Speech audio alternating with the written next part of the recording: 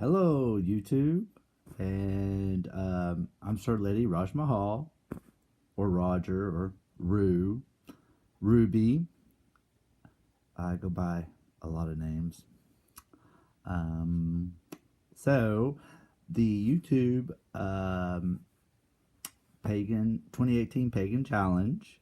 My word for A is affirmation.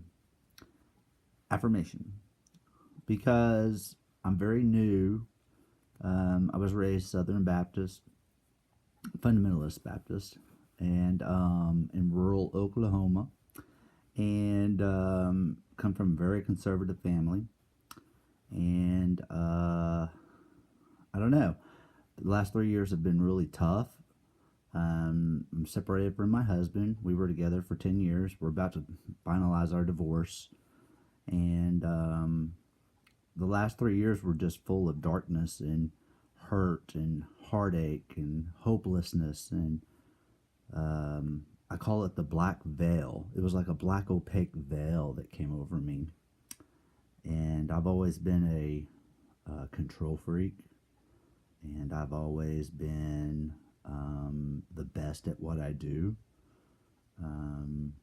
And I think the eclipse, something happened to me. Something good. I gave up control. I gave up control, and I went with my intuition. Something was telling me to come to Hopkinsville, Kentucky from Nashville, Tennessee. And I'd never visited here. I'd been to Kentucky 3 times ever. One of those was just driving through to Cincinnati. So, um, I guess 4 times actually, because my husband and we drove through for the Equality March once. But anyway, affirmation. Um, the day that I walked into this house, I'd been searching for homes throughout Nashville and surrounding areas in Tennessee. And I was in Sparta, Tennessee. Had just looked at a house. It was like a little old lady house. It was cute, but it just wasn't me. And it wasn't just like grabbing me. I got in my Jeep and I talked to God and Goddess. Well, at the time, it was more God, probably. And that's when Hopkinsville just popped into my head. So I searched out these homes, called a realtor, and 4.5 hours later, I was in Hopkinsville for the first time in my life.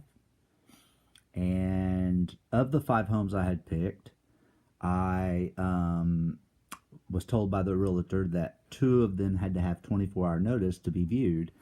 So did I want to choose 2 more? Well, I research everything. I love to research. I call myself a Googler.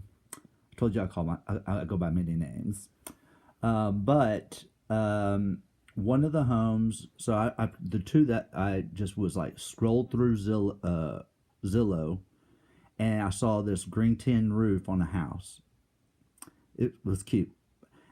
All the other homes I had researched, I loved them for specific reasons. They were mid-century modern, or they were this or that. Excuse me.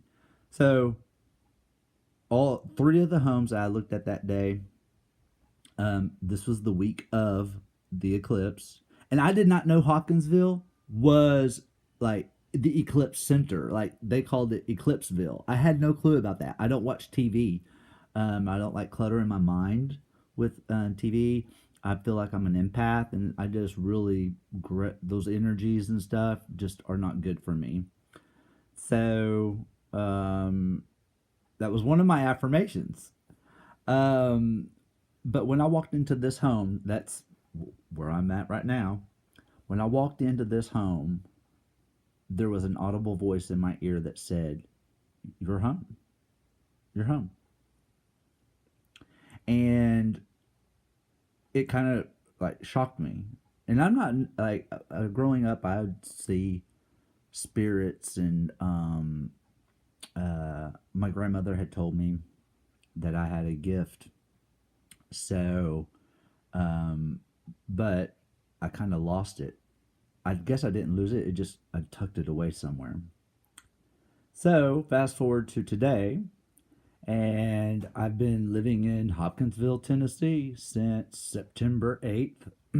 And I had lost my faith. I had lost my. I didn't think there was a God anymore.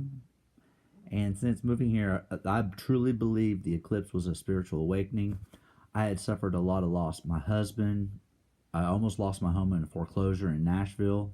By the grace of God and Goddess, I was able to sell it, pay it off, and that's what I bought this house with the money that was left over. I lost a lot of friends over the last 3 years. I lost my business. I was a hairstylist for 18 years. I worked with country celebrities at one point in my career, and I don't know. Ever since moving here, it's been good medicine. Some of the affirmations I've had is that my family, I'm back in contact with my family, and they see from my videos I post on Facebook and Instagram and stuff that I'm truly happy again. I have joy in my heart. And I give that all to meditation. I started meditating when I moved here, and I never thought I could meditate. I didn't. I was like, I can't meditate. And right down the street from my house is a place called the Milkweed Emporium, and I love that place. I love it. And that was one of my affirmations. The Saturday after Thanksgiving was Small Business Saturday, and there's one person that I know in Hopkinsville, and we went to hair school 18 years ago together.